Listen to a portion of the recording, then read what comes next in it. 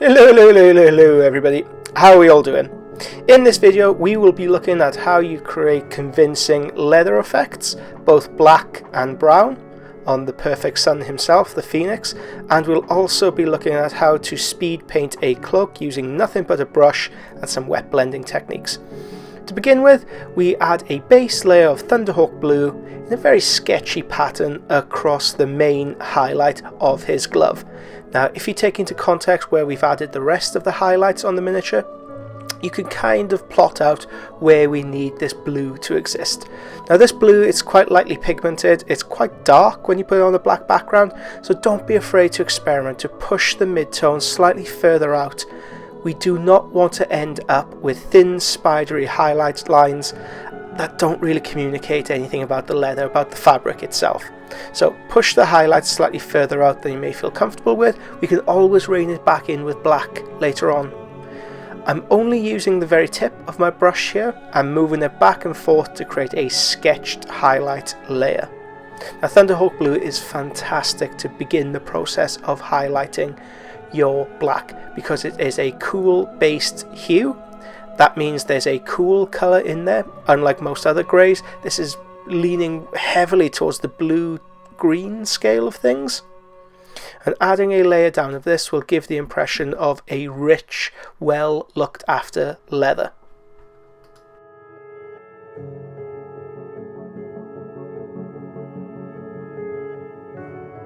Next up, using the layering technique, I take ivory, again at the very tip of the brush.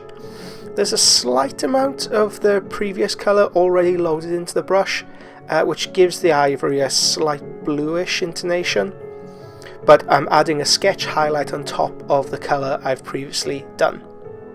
Again, working loose, working very kind of like an impressionistic kind of style. I'm concentrating on where the lights would bounce off this leather effect. Now, I want this leather to really rich, really oiled, really fresh, because I doubt he'd wear the same pair of gloves more than once, right? He'd wear it once and then throw it away.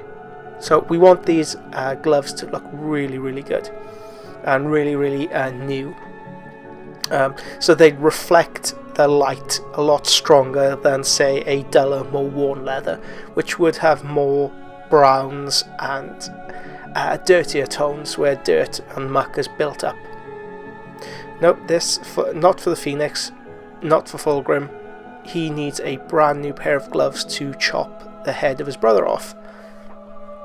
And if anybody's read of Mice and Men, and let's face it, who hasn't, I very much I can see Fulgrim having his gloves full of Vaseline. Yep. Hey, it's literature, okay? It's literature. But going on to more painterly matters, you can see that the first brush stroke that we make across the in the layering technique, it seems quite harsh at first, but as it dries, it kind of blends back and it doesn't seem as striking as our first coat. Now we need marrow white to finish off the highlight. I'm pushing this on top of the very, very tip top of the highlight. These are specular highlights. Now, if you'd like to learn more about specular highlights, have a look at the NMM, non-metallic metal PDF I wrote concerning Dawn, and it talks in more in depth about what these exactly are. Essentially, they are tiny marks of pure white to draw our attention to the very top highlights. Again, layering technique, drawing the very tip of the brush very lightly across the brush strokes that we've built up so far.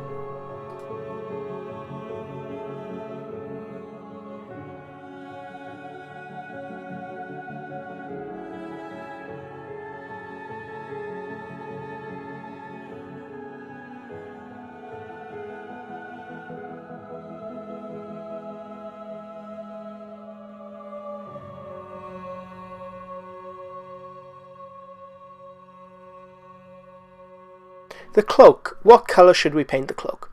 When it comes to the Horus Heresy characters, I really like painting the top portion of the cloak black and the inner portion of it in a different colour to complement the tones of the piece. In this case, we can be a bit more tricksy, we can be a bit more interesting and actually introduce green into the black. Why green? Well, green and purple is famously a discordant colour combination. When you look at characters, say like the Joker, green and purple play predominant roles.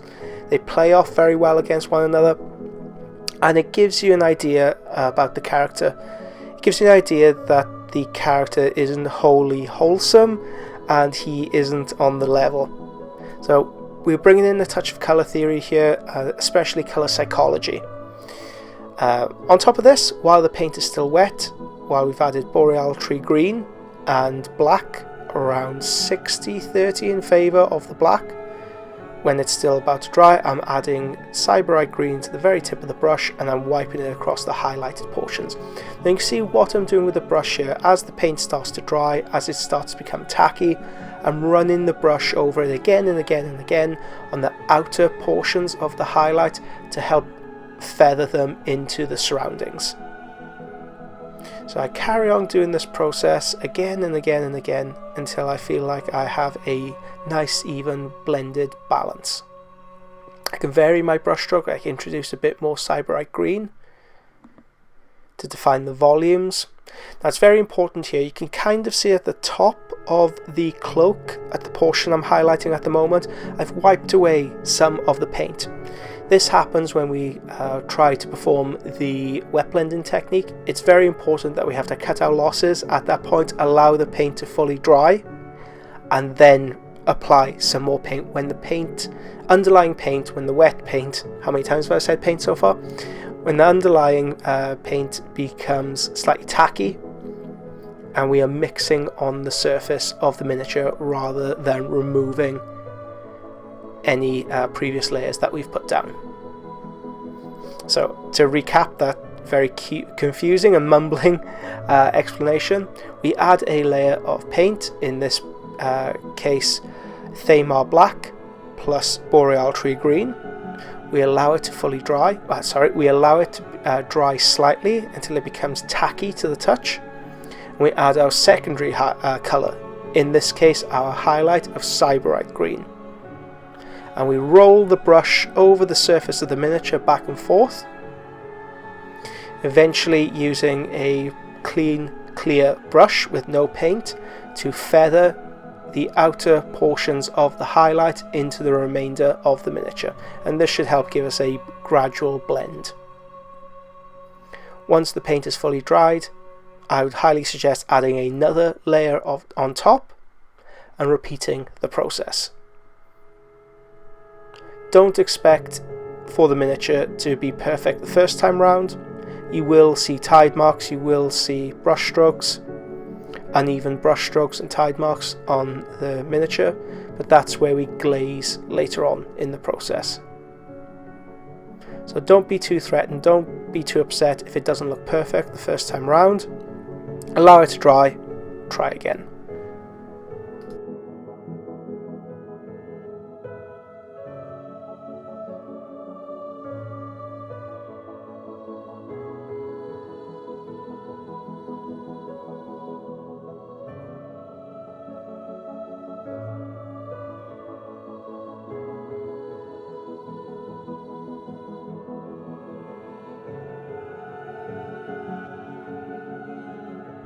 For the inner cloak, we use a slightly paler colour, in this case blue-green by VMC.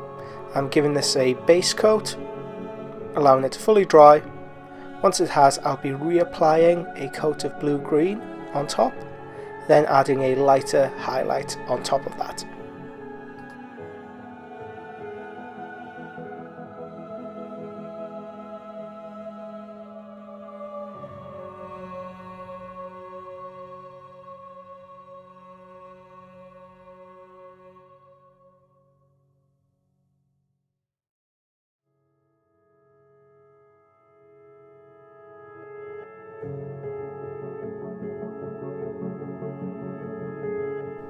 Once the paint has started to become dry, I've added some VMC ivory onto it. I'm not being too careful in its application, I'm just roughly placing it where the highlight should exist and rolling the brush over it again and again.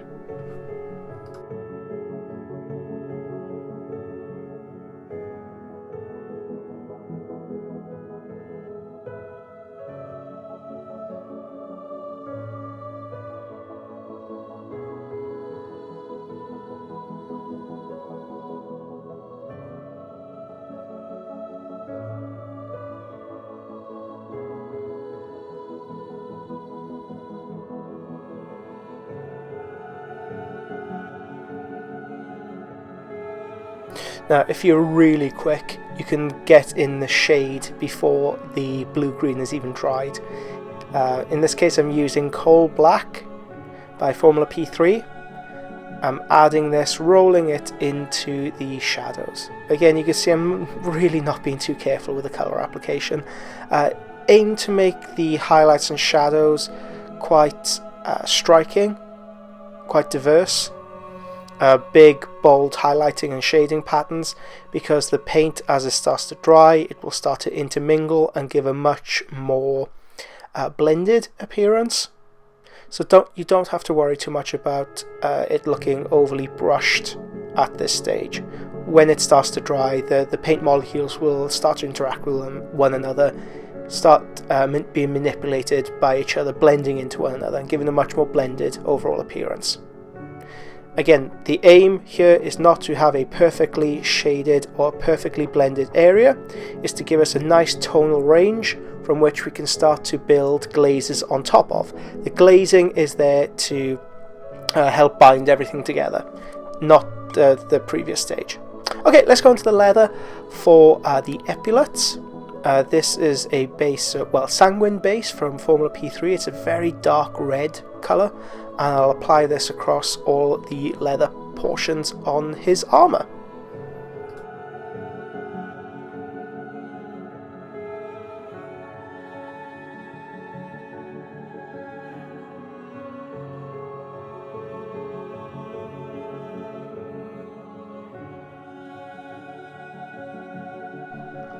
If you're quick enough, you could do this stage while the paint is still wet. In this case I wasn't. I'm using this is scale 75 Iroko as our first highlight. Now as you can see, I've mixed it in with the sanguine base and it's created a light orange colour. And this is great for our first highlight because we can use pure Iroko on top to create a broken, fractured area.